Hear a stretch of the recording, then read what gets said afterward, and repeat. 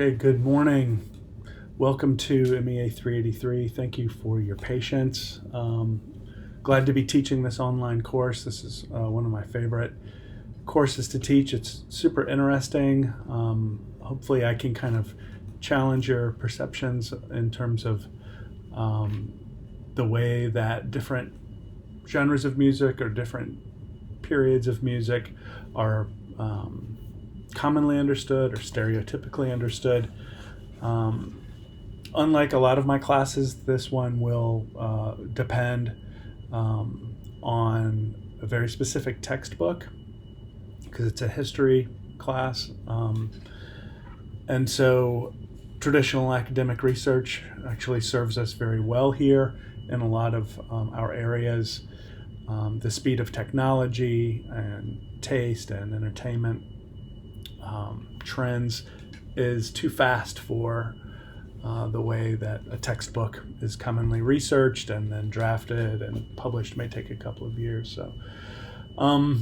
So I've got the current edition, either the 6th edition here, American Popular Music by Watterson and Starr and Waterman, is the textbook.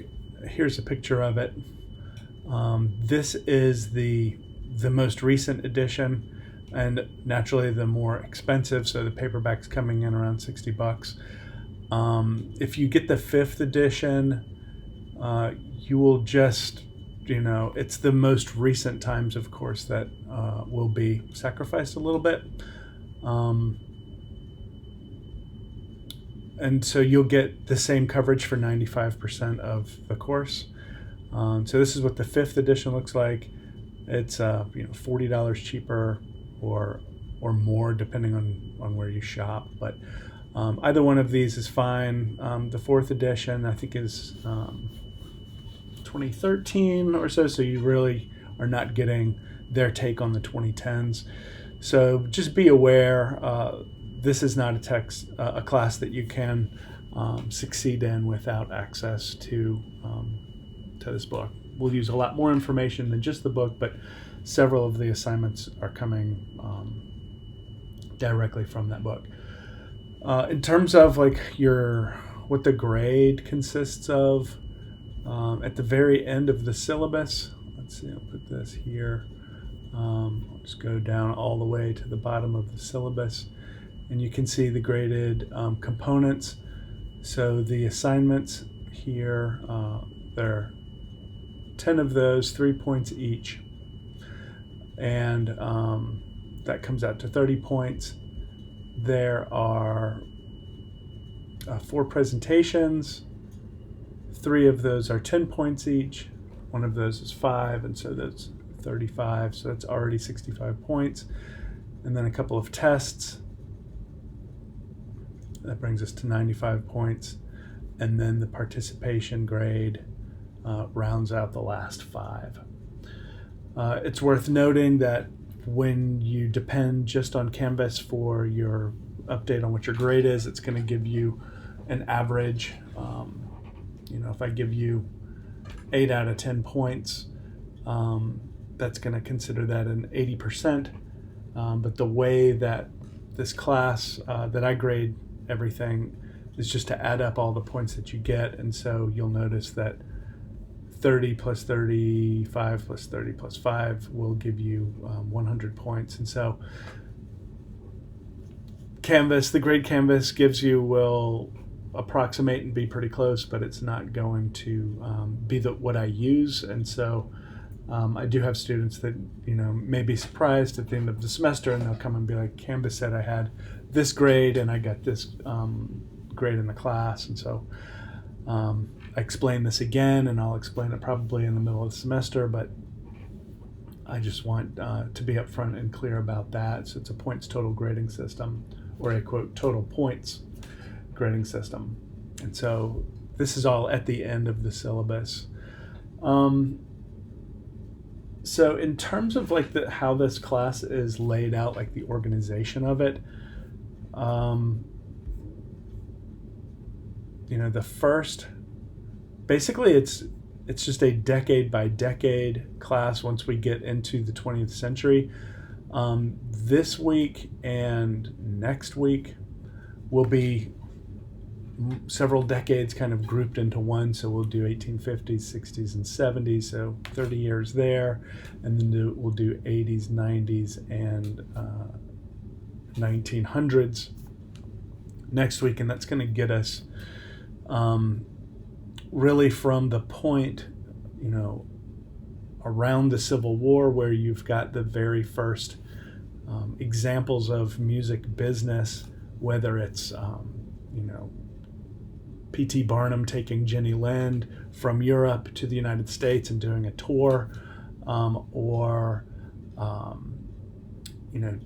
Tin Pan Alley and the sort of birth of American publishing with Stephen Foster, up to and through the Thomas Edison cylinder. So you've got the first ability to record music. It's way back, obviously, and so people know less about the life of Stephen Foster, the copyright laws that were in place when O Susanna was written, for example, or, the very first kind of million-seller record, which was Charles Harris's After the Ball. However, you can't really understand the growth of the industry in the 20th century, which was incredible, right? The boom of popular music that most people associate with rock and roll in the 1950s and afterwards. You can't really have a full appreciation for that explosion and the birth of celebrity, without the sort of the foundations there. So we won't spend a lot of time on that, but there are some important elements there to consider. So after we get through next week, it's really going to be 1 decade per week. And so the beginning of September here, 1910 to 1920, and then after that, the second week of September is the 1920s, then we do the 30s, then we do the 40s, and the 50s before we conclude and take a little bit of a break there in the middle before we get into, I think what most students kind of identify as American popular music. And that's not everybody. I do have students that are interested in the sort of, maybe the big band era or, the first kind of blues explosion in the 1920s, for example. But by and large, when we get into the music from the 60s, 70s, 80s, 90s, 2000s, and 2010s, that's when, there's a different sort of awareness, I think, and so the division of the syllabus into those parts reflects that. And so that's kind of the macro view, of the syllabus itself. Now, in terms of the micro level, like what you're actually going to be doing from week to week, almost all of the weekly assignments, which are referred to as Canvas assignments down here, or just assignments 1 through 11, those are all going to be due on Thursdays, except for 2 of them. And so the idea here is that you get enough into the new decade that you've got a stronger sense of what's going on before I ask you to do anything about that. However, I've had students tell me in the past that most of their classes require them to do their assignments on the weekends, and so they tend to, or I have had students in the past that have welcomed the idea of doing work in the week and not having everything due on the weekends. And so Thursday is kind of what I chose there. Now, assignment number 3 here, the study guide for test 1. It's the test 1 study guide is assignment number 3. That's going to be on a Wednesday because the test itself is on a Friday, the 12th. And so I want to give enough time because that study guide is going to take you a minute to do. And so that one is not on a Thursday. And then assignment number 6, the PowerPoint submission. This is basically it's a PowerPoint kind of overview of how you want to approach the decade that you've selected. And so, and that'll be the decade that you've selected for your presentation. We'll talk about those in a second. And I've got that one here, I believe, on a Tuesday because fall break starts the middle of that week. So this is a really important one to make note of, and so I've got it highlighted yellow there to indicate if you miss that one, for example, then it's going to create a bit of a snowball effect where not just your assignment grade but your presentation grade will also suffer. So about presentations in particular, there are several of them. We'll talk about the one that's due Friday at the end of this little section here. But I want to draw attention to the fact that the final is a presentation, it's not a test. And so I'll ask you to do a critique, bringing together multiple elements from the class and choose maybe a song or an album to kind of dive into from any of the times that we've covered. That's, as I mentioned, right there at the end of the semester. And then there is a presentation that is referred to as the Hepcats Dictionary or the Jazz Dialogue. And that one basically will require that you all, I provide you a copy of this popular music dictionary from the swing era. It's published by Cab Calloway, where all of these expressions that were intended to kind of obscure, or code, hipster lingo, jazz cat lingo, that sort of developed into what was referred to as jive. If anybody's seen the movie Airplane, you may know what I'm talking about there. And so this is you'll be creating a dialogue in which I'll give you a hidden topic or some kind of simplified topic.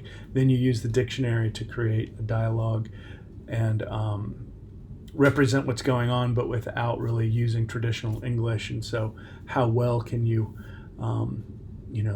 encode and hide the topic, whatever it is that you're talking about, using this dictionary? That's a really fun exercise. And then the decades presentation here, that one, you'll choose your top 3 decades, and it can be any of the decades that we're covering in the class, preferably after 1910. And so I'll get you to choose your top 3 decades, and then I'll, based on, first come, first serve, and how, who's interested in what, I will create a schedule of presentations that allow you to kind of explore what you want to explore.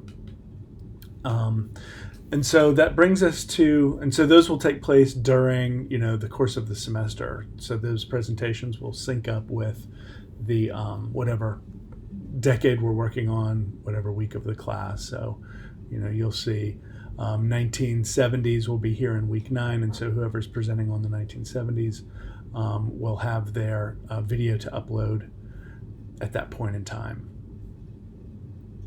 And so I'll need you to choose your the time periods, that your top 3 choices for your decades that you're interested in.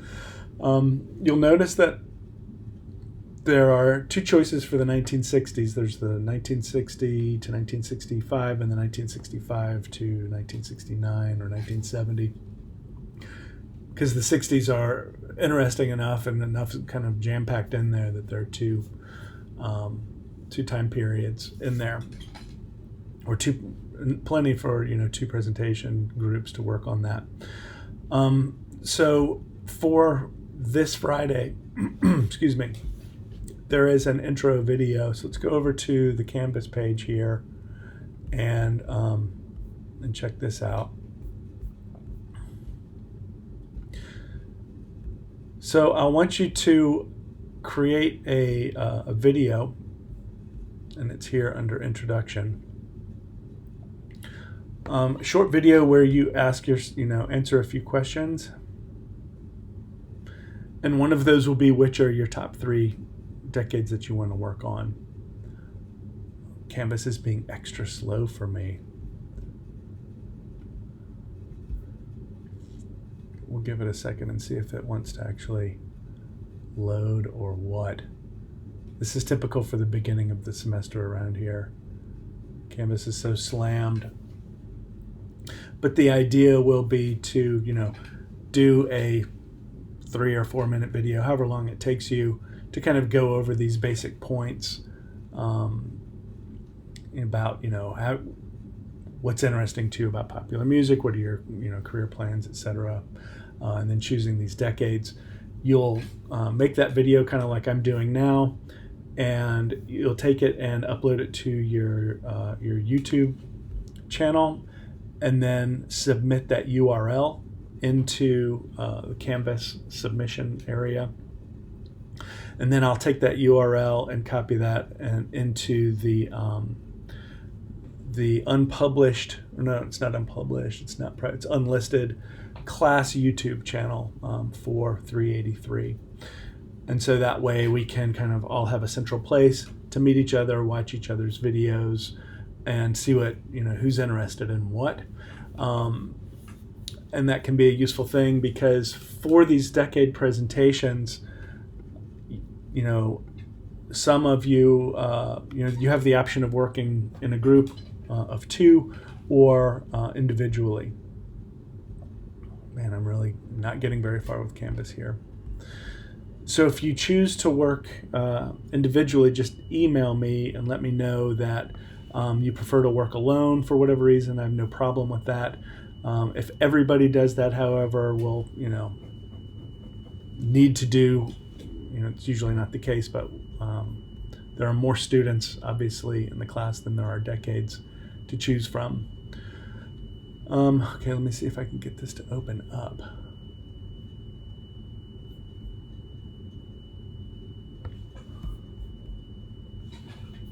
This is really wild. I had it going before. There we go. Thank you, Canvas. Okay, so a short video to answer the following basic info: your name, year, major, reasons for taking the class, what your expectations are, any career goals that you have for yourself. This should actually be pick your top 3, state your top 3 decades for a video presentation, like 50s, 60s, and 70s, for example.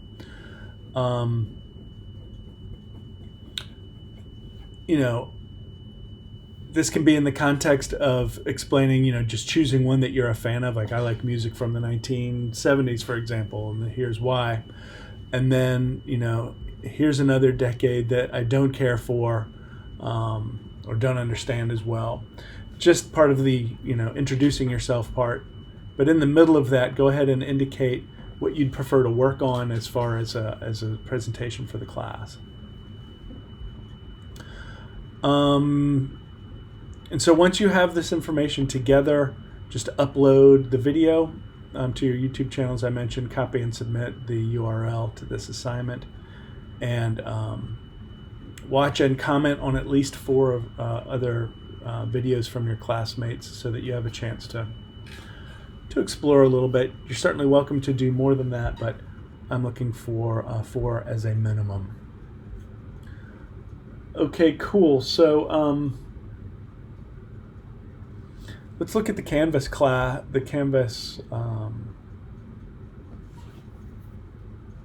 page, if it will let us do that, just to show you what is there. Man, this is crazy. I'll try a different one.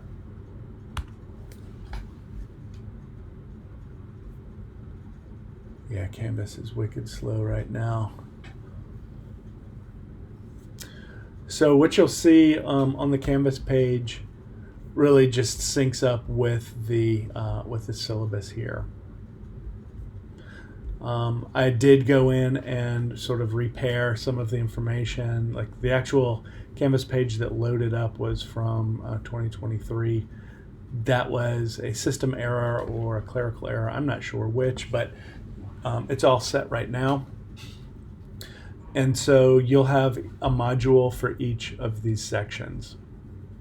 And you'll have, you'll notice that on the syllabus, I've got color-coded areas here. So your assignments are in yellow, your tests are in red, your presentations are in blue.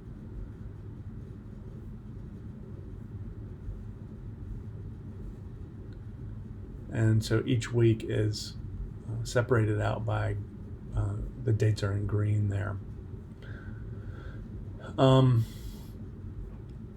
What I'll draw your attention to is, when you do choose your decade or area, for all of the modules and all of the decades, I have additional resources at the bottom of the module that are either clips from movies or that are about the time period, or documentaries, or recordings, etc., that help us understand from a very specific angle or a little bit more in depth. So between the textbook, that came up, that's good. Between the textbook, the additional resources, and the various types of recorded music content that we have that we'll be using in the class,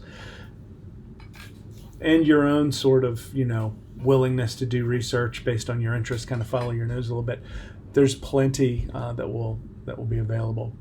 So the introductory videos are here. This is the Canvas page, obviously. Here's the introduction, which is this week, and then the first week of class proper is next week, so I'm calling that week 1. I've got presentations that are pre-recorded that are here, and then I have your assignment is here, and that will refer you to choose either one of these two articles that you can talk about. The very first European tour of America, which happened to be by a European artist, or talk about how music licensing, especially performance rights licensing, sort of came into existence, like in the world. And so this is France in the 1850s, and by the 1910s, ASCAP and BMI sort of use the exact same model here. If you want to know more about Barnum's, tour with Jenny Lind, here are a couple. Here are the tour dates. This is a rather hilarious diary kept by Barnum's daughter. She was on the tour, talking about how people were going out to these. She's a fine operatic, highly trained singer, but in America at the time, they didn't really have the same infrastructure, I guess you could say, and so she's singing opera in, the theater wasn't ready or whatever, so they put her in a slaughterhouse for pigs, and so the juxtaposition, the contrast is pretty remarkable. Gunfights breaking out, people getting into fights and throwing beer bottles against the wall, like Old West style. And so it's just a snapshot of the conditions in America where popular music is coming from. This Othar Turner Fife and Drum is an excerpt from a documentary. Here's the full documentary here. That is in the Mississippi, set in the Mississippi Hill Country. It's done by John Lomax, or no, it's his son Alan Lomax. That is, a federal, kind of history documentarian who goes down to film this Mississippi Hill Country resident who fashions his own musical instruments out of reeds, and so they're like little flutes. It's a fife, and so they use the fife, and they have drummers too that basically walk around their land, their community, and when the other residents hear the fife and drum, they know it's time for a fish fry or some kind of a party, and so it takes you all the way back to, the fife and drum episodes that you see, the paintings that represent the American Revolution in the late 1700s. The Mississippi Hill Country was basically left alone, and this is taken in the 1970s, so 200 years of fife and drum going on. Really interesting sort of time capsule there. You'll notice that I have guiding questions embedded in each of the areas here, each of the modules. Those should be used as a study guide, to make sure that you are aware of what I'm wanting to make sure that you know. And so as you go section by section, look at the guiding questions and see if you can answer them, because for the tests, especially the second test, I'll use these guiding questions as the answers to those questions will be kind of one of the main ways that I'm getting questions for the test. And then the other part will be, can you identify different genres of music based on listening to recordings? So can you tell bluegrass from Western swing, from early blues, from country music? So that will be all 1920s, 30s, and 40s and 50s recordings. So that'll be kind of pre-rock and roll revolution. So it's just a kind of a sneak preview of the test. My PowerPoints are here for you to consult. That's what I'll be using to do my presentations. But in case you want to go back and look at the PowerPoints, they are there. Here's the second assignment. So next week, I'll ask you to explain how to make a recording cylinder, which is the precursor to a record player. Because Thomas Edison made one using basically a toilet paper roll that was empty, tin foil, like a balloon, and a sewing needle and a horn. Can you do that? Pretty amazing, to be able to capture sound for the first time in human history. And so here's someone using 100-year-old recording equipment in I think it's I can't remember the guy's name. Jack White collects old vintage gear, and so he's in the studio using a very old record engraver to do a session. So PowerPoints for that. So, and then here are the guiding questions for that section, right? And so this is all sort of, this is how it's set up. Now, as you get down into the more modern eras, like here's the Hepcat dictionary that you'll use to put together the jazz dialogue presentation. I'll start to put in more documentaries and more,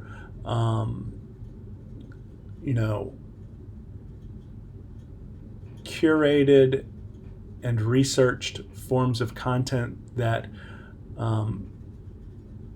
are high enough quality that I kind of try to filter out and get things that will enable you to see into the time period without having like the bias of sort of like fan.